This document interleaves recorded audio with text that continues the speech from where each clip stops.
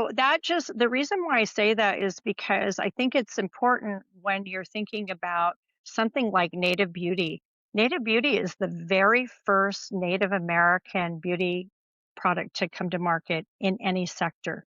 So as a skincare line, not only are we the very first person or the first brand to come to market, but we're also bringing plant medicine. This is ancient medicine that we've used as the indigenous people of this land for the healing of the skin.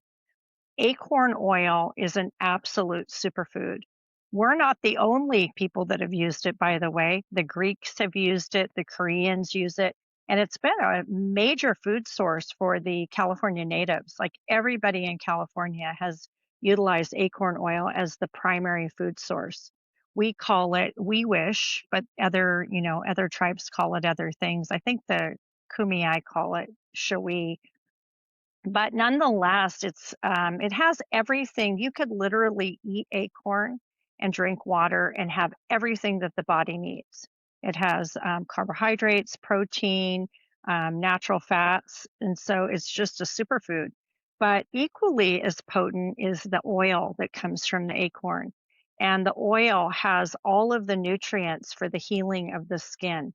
We use it traditionally for cuts, burns, and abrasions, but it definitely is something that nobody else has ever brought to market. So going into this, so I came up with this idea primarily for representation for our people and for that next young woman, young man to see themselves in beauty. And then the hard part started is what do you do with it? How do you figure out how to take this acorn oil and bring it to market? So my first step was to meet with some of our medicine people and really understand what type of recipes we could bring in besides acorn.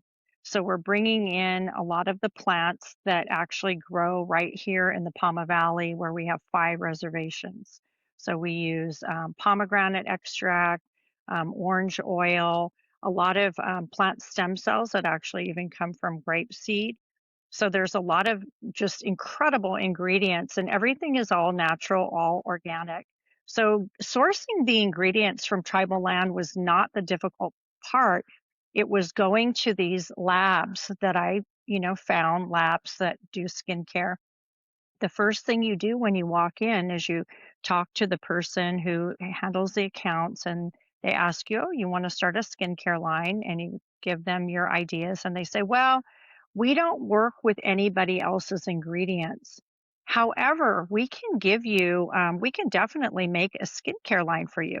So they bring out all of these different bottles and jars filled with skincare that they use for lots of amazing brands that you see out there, but nothing's proprietary. It's basically what they refer to as white label. I had never heard of that term before. So some of the big brands, which will go unmentioned, they basically use the same product. They're all the same. You can change the fragrance, if you will, and then you slap your label on it and then you bring it to market. And I was really shocked to hear about that. I was also equally shocked to hear that the shelf life for most of these products are up to 3 years. So there's very little really live ingredients. There's no real nutritional value, if you will, and it's mostly synthetic. And so that was something I really didn't want to do. It took me about a year to find a lab that would work with our ingredients that did small batch organic. It was very difficult. So that was part of my first 2 years of learning curve, is figuring that out.